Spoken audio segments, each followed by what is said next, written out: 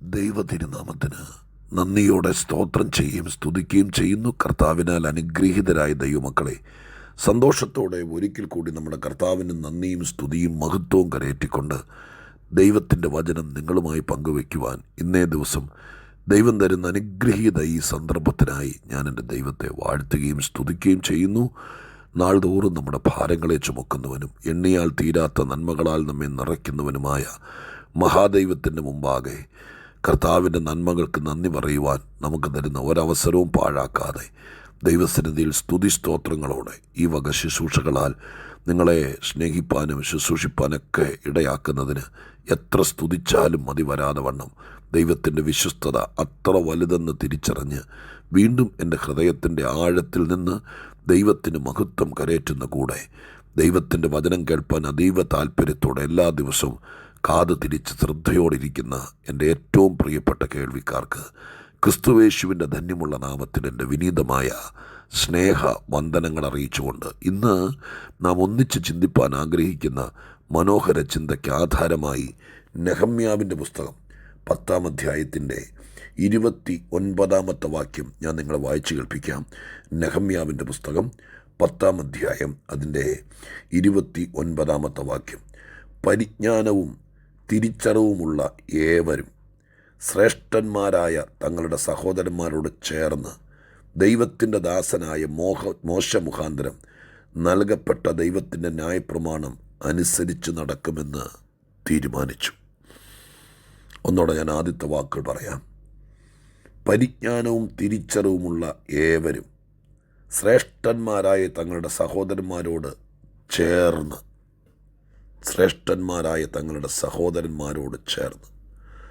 നെഹമ്യാവിൻ്റെ പുസ്തകം 10-ാം അധ്യായത്തിലേക്ക് എത്തുമ്പോൾ വെല്ലുവിളികളെ തരണം ചെയ്ത് നെഹമ്യാവ് 52 ദിവസം കൊണ്ട് യെരുശലേമിൻ്റെ മതിൽ പണി പൂർത്തീകരിച്ചു. മതിലിൻ്റെ സമർപ്പണം അഥവാ പ്രതിഷ്ഠയുടെ സമയത്തേക്ക് എത്തിച്ചേരുകയാണ്.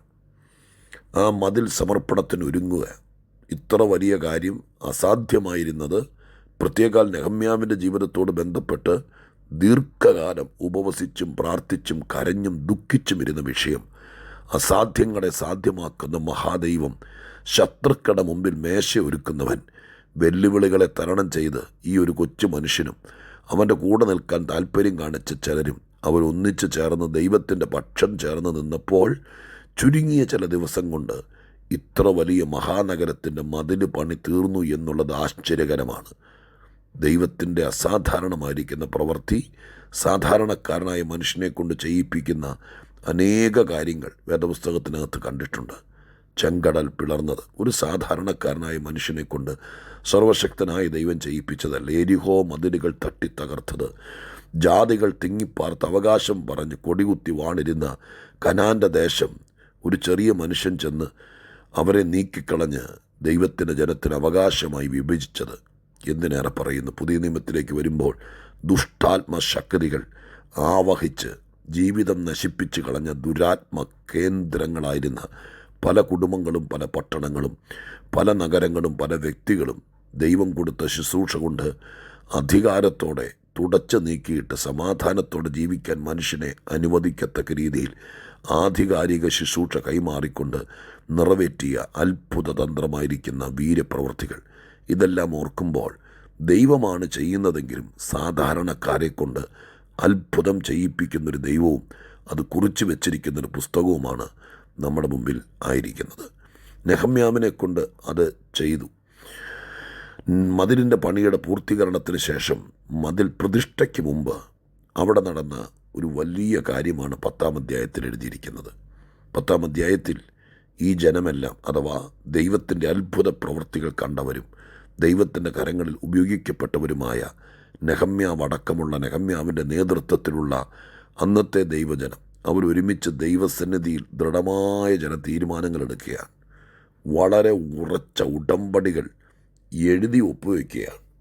ഇനി മുന്നോട്ട് പോകുമ്പോൾ പഴയതുപോലൊന്നും സംഭവിക്കാതിരിപ്പാൻ, വിശ്വസ്തരായിരിക്കാൻ, ദൈവത്തോട് നന്ദിയും കൂറുമുള്ളവരായിരിക്കാൻ ചില ഉറച്ച തീരുമാനങ്ങൾ നിങ്ങൾ 10-ാം അധ്യായം വായിക്കണം കേട്ടോ. ഉറച്ച ചില തീരുമാനങ്ങൾ എടുക്കുന്നത് നമുക്ക് കാണാൻ വേണ്ടി കഴിയുന്നു. ഈ വായിച്ച ഭാഗത്ത് മാത്രം അഥവാ 29 മുതൽ 31 വരെയുള്ള വാക്യങ്ങൾ നിങ്ങൾ വായിക്കുമ്പോൾ അതിപ്രധാനമായ 5 തീരുമാനങ്ങൾ എടുക്കുന്നത് നമുക്ക് കാണാൻ കഴിയും. ഈ അധ്യായത്തിൽ വേറെയും തീരുമാനങ്ങളുണ്ട്, പക്ഷേ ഏറ്റവും പ്രധാനപ്പെട്ട 5 തീരുമാനങ്ങൾ. ആ 5 തീരുമാനങ്ങളെ ഞാനിവിടെ പറയാൻ ആഗ്രഹിക്കുന്നില്ല. ആഗ്രഹിക്കുന്നവർ വേദപുസ്തകം നിവർത്തിയ ഭാഗം വായിക്കുകയും നോട്ട് കുറിക്കുകയും പറ്റുമെങ്കിൽ ഒരു നന്മ ദൈവത്തിൽ നിന്ന് കൈപ്പറ്റിയാൽ നിങ്ങളുടെ മുമ്പിലിരിക്കുന്ന സൺഡേ സ്കൂൾ വിദ്യാർത്ഥികളടക്കമുള്ള സകലമാന ജനങ്ങളെയും പറഞ്ഞു ബോധിപ്പിക്കുകയും ചെയ്യണം. കർത്താവ് എന്തെങ്കിലും ചെയ്താൽ നമുക്ക് ദൈവത്തോടൊരു പ്രതിബദ്ധത ഉണ്ടാകണം. അതിന് നാം ചെയ്യേണ്ട ഏറ്റവും പ്രധാനപ്പെട്ട കാര്യം ദൈവസന്നിധിയിൽ ചില ദൃഢമായ തീരുമാനങ്ങൾ എടുക്കണം. ഞാൻ ആ പഴയ മനുഷ്യനായി തന്നെ ജീവിക്കുകയുള്ളൂ, ഇനി അടുത്ത പ്രാവശ്യം ബുദ്ധിമുട്ട് വരുമ്പോൾ കാണാം, ഇനിയും അതിരിടിയുമ്പോൾ വരാം എന്നും പറഞ്ഞ് പോകുകയല്ല വേണ്ടത്. നമ്മുടെയൊക്കെ ജീവിതത്തിനകത്ത് ദൈവം തമ്പുരാൻ അത്ഭുതങ്ങൾ ചെയ്യുമ്പോൾ, കർത്താവ് നമുക്ക് വേണ്ടി അസാധാരണമായ കാര്യങ്ങൾ ചെയ്യുമ്പോൾ, ദൈവം നമുക്ക് വേണ്ടി മറ്റുള്ളവരുടെ നടുവിൽ തലകുനിക്കാതെ നാം ആഗ്രഹിച്ചതും പ്രാർത്ഥിച്ചതും ദൈവം നിറവേറ്റി തരുമ്പോൾ നിശ്ചയമായും സഹോദരങ്ങളെ, ഈ വേദപുസ്തകത്തിൻ്റെ മാതൃക നാം ദൈവത്തിൻ്റെ മുമ്പിൽ ചില കാര്യങ്ങൾ തീരുമാനിക്കണം. ചില കാര്യങ്ങൾ നാം ദൃഢമായി നമ്മോട് പറയണം, ഇല്ല, ഞാൻ ഇനി അത് ചെയ്യില്ല, ഇന്നലെകളിലെ തെറ്റുകൾ ആവർത്തിക്കില്ല, എൻ്റെ ദൈവത്തെ ഞാൻ ദുഃഖിപ്പിക്കില്ല, വചനം വിട്ട് ഇടത്തോട്ടോ വലത്തോട്ടോ മാറില്ല, എൻ്റെ പാരമ്പര്യത്തേക്കാൾ എന്നെ സ്നേഹിച്ച ദൈവമാണ് എനിക്ക് വലിയത്, അതുകൊണ്ട് ഞാൻ ദൈവത്തിൻ്റെ പക്ഷം ചേർന്ന് നിന്ന് ദൈവത്തെ പ്രസാദിപ്പിക്കും. അതിന് എൻ്റെ ജീവിതത്തിലെ ഇന്ന കാര്യങ്ങൾ ഞാൻ മാറ്റിയിട്ട് ഞാൻ ഇതുപോലെ ജീവിക്കുമെന്ന് ദൈവസന്നിധിയിൽ തീരുമാനിക്കണം. അത് പരസ്യമായി പറയുകയും ചെയ്യാൻ മടിക്കരുത്. അതാണ് ദൈവത്തോട് നന്ദിയുള്ളവരുടെ മാതൃകയെന്ന് ഈ ഭാഗത്ത് മാത്രമല്ല, വേദപുസ്തകത്തിൻ്റെ അനേക ഭാഗത്ത് ഞാൻ കണ്ടിട്ടുണ്ട്. സക്കായി എന്താ ചെയ്തത് നിങ്ങൾക്കറിയാലോ.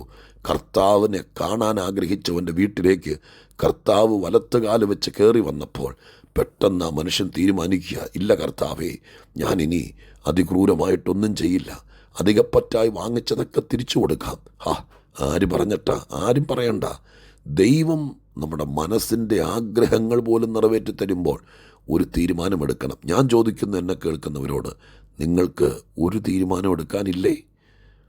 ഏതെങ്കിലും കാര്യങ്ങൾ ദൈവം തമ്പുരാൻ ചെയ്തപ്പോൾ ഈ 2025 കയറിയതിന് ശേഷം ഏതെങ്കിലും ഒരു തീരുമാനം ദൈവസന്നിധിയിൽ എടുക്കാൻ പറ്റിയിട്ടുണ്ടോ?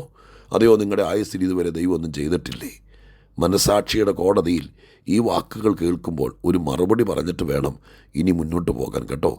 എന്നും കേൾക്കുന്ന കാര്യങ്ങൾ നല്ലതെന്ന് മാത്രം പറഞ്ഞ് കൈയടിച്ച് ദൈവസന്നിധിയിൽ പോകാതെ തീരുമാനങ്ങളിലൂടെ ദൈവത്തെ പ്രസാദിപ്പിക്കുന്നത് ഏറ്റവും ഭൂഷണമാണ്. ഓർത്തു നോക്കൂ, ഞാൻ എന്തെങ്കിലും ദൈവസന്നിധിയിൽ തീരുമാനിക്കാനുണ്ടോ? അത്രയ്ക്ക് ഉപകാരങ്ങൾ ചെയ്ത് ദൈവത്തിൻ്റെ മുമ്പിലിരുന്നല്ലേ അത് കേൾക്കുന്നത്. നിങ്ങൾക്ക് വിടുന്നു തീരുമാനങ്ങളും കാര്യങ്ങളുമെല്ലാം. ഈ വാക്യത്തിലെ കാര്യം മാത്രം പറഞ്ഞ് ഞാൻ നിങ്ങൾക്ക് വേണ്ടി പ്രാർത്ഥിക്കാം.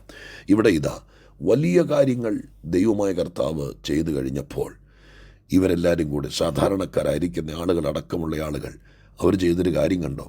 പരിജ്ഞാനവും തിരിച്ചറിവുമുള്ള എല്ലാവരും എന്ന് പറഞ്ഞാൽ ചില ആളുകളെ ആ വാക്ക് വെച്ച് ഞാൻ വിമർശിക്കുകയല്ല, ഒരു സത്യം പറയുക. ചില ആളുകൾ എത്ര ദൈവം ചെയ്താലും എത്ര അത്ഭുതം നടന്നാലും അവർ നിൽക്കുന്ന സ്റ്റാൻഡിൽ നിന്ന് കാലിടത്തോട്ടോ വലത്തോട്ടോ മാറ്റി വയ്ക്കുകയല്ല. അവരൊരിക്കലും അവരുടെ ഹൃദയനിർണയങ്ങൾക്ക് മാറ്റം വരികയല്ല. എന്നാൽ പരിജ്ഞാനവും തിരിച്ചറിവുമുള്ളവർ അങ്ങനെ ഒരു കൂട്ടരുണ്ട്. അത് വേണമെങ്കിൽ ദൈവസന്നിധിയിൽ നെഞ്ചത്ത് കൈവച്ച് പ്രാർത്ഥിച്ചേക്കണം കേട്ടോ. കർത്താവേ, എനിക്ക് പരിജ്ഞാനം തരണേ, എനിക്ക് തിരിച്ചറിവ് തരണേ, ഈ കാര്യങ്ങളൊക്കെ വിവേചിപ്പാനുള്ള കഴിവ് തരണമേ എന്ന് പ്രാർത്ഥിച്ചേക്കണം. ഈ അറിവില്ലാതെ പോയാൽ ഈ ജന്മം പാഴാകും. നമുക്കൊക്കെ ലഭിച്ച ഏറ്റവും വലിയ ഭാഗ്യം ദൈവത്തെ തിരിച്ചറിയാൻ, ദൈവത്തിൻ്റെ പക്ഷം ചേരാനുള്ള പരിജ്ഞാനം ദൈവം തന്നു, ദൈവത്തെ തിരിച്ചറിയാനുള്ള വിവേകം ദൈവം തന്നു. അതിനായി ദൈവത്തിന് നന്ദിയോടെ സ്തോത്രം ചെയ്യണം. പരിജ്ഞാനവും വിവേകവുമുള്ള തിരിച്ചറിവുമുള്ള എല്ലാവരും ശ്രേഷ്ഠന്മാരായ തങ്ങളുടെ സഹോദരന്മാരോട് ചേർന്നെന്ന്. എന്നെ കേൾക്കുന്ന പ്രിയപ്പെട്ടവരെ, 2 മിനിറ്റ് കൊണ്ടൊരു കാര്യം കൂടി പറഞ്ഞാൽ നിർത്താം. ഈ ലോകത്തിൽ നമ്മൾ അറിഞ്ഞോ അറിയാതെയോ, ചിലപ്പോൾ മനഃപൂർവമായോ അല്ലാതെയോ, നാം എന്തിനോടെങ്കിലും ആരോടെങ്കിലും ചേരുന്നുണ്ട് എന്ന വസ്തുത സ്പഷ്ടമാണ്. ഈ ബൈബിളിനകത്തും അത് തന്നെ പറഞ്ഞിട്ടുണ്ട്. എത്രയോ വാക്യങ്ങൾ. ദൈവത്തോട് ചേരുക, ക്രിസ്തുവിനോട് ചേരുക, ഇങ്ങനെയുള്ള വാക്കുകൾ. അവരെ വിശ്വാസത്തിലേക്ക് കൊണ്ടുവന്നവരോട് ചേർന്ന് നിന്നു. സുന്ദരമെന്ന ദേവാലയ ഗോപുരവാതിക്കൽ ഭിക്ഷ യാചിച്ചിരുന്ന മനുഷ്യനെ പത്രോസും യോഹന്നാനും കൂടി വെള്ളിയും പൊന്നും എനിക്കില്ല, എനിക്കുള്ളത് നിനക്ക് തരുന്നു എന്ന് പറഞ്ഞ് കൈപിടിച്ച് എഴുന്നേൽപ്പിച്ച് തുള്ളിച്ചാടി ദൈവത്തെ സ്തുതിച്ചനന്തരം തുള്ളിത്തുള്ളി ആ വഴിക്ക് പോയി എന്നല്ല അവിടെ എഴുതിയിരിക്കുന്നത്. പിന്നെയോ അവരോട് ചേർന്ന് നിൽക്കുന്നത് യഹൂദന്മാർ കണ്ടു. അപ്പോൾ ചേർന്ന് നിൽക്കൽ എന്നൊരു പരിപാടിയുണ്ട്. ഇന്ന് ഇത് കേൾക്കുമ്പോൾ ഒരിക്കൽ കൂടി നമ്മെ തന്നെ ഒന്ന് വിലയിരുത്താൻ ഒരു കാര്യം കൂടി ചോദിച്ചോട്ടെ. ബുദ്ധിമുട്ടാകില്ലെന്ന് വിചാരിക്കുന്നു. നാം ആരോടാണ് ചേർന്ന് നിൽക്കുന്നത്? ആവശ്യം വരുമ്പോൾ പ്രാർത്ഥിക്കാൻ, ചോദിക്കാൻ, ആലോചന ചോദിക്കാൻ, ഒരു വിടുതലിനൊക്കെ വേണ്ടി വരുമ്പോൾ ദൈവത്തെ അറിയുന്നവരെയും കൃപാവരമുള്ളവരെയും പ്രാർത്ഥിക്കുന്നവരെയൊക്കെ ആവശ്യപ്പെടുകയും അത് കഴിയുമ്പോൾ ആ പഴയ ആ കാട്ടുമരത്തോട് ചേർന്ന് നിൽക്കുകയും ആവശ്യം വരുമ്പോൾ മാത്രം ഇങ്ങോട്ട് ചായുകയും ചെയ്യുന്ന ഒരിരട്ടത്താപ്പ് നയം നമുക്കുണ്ടോ?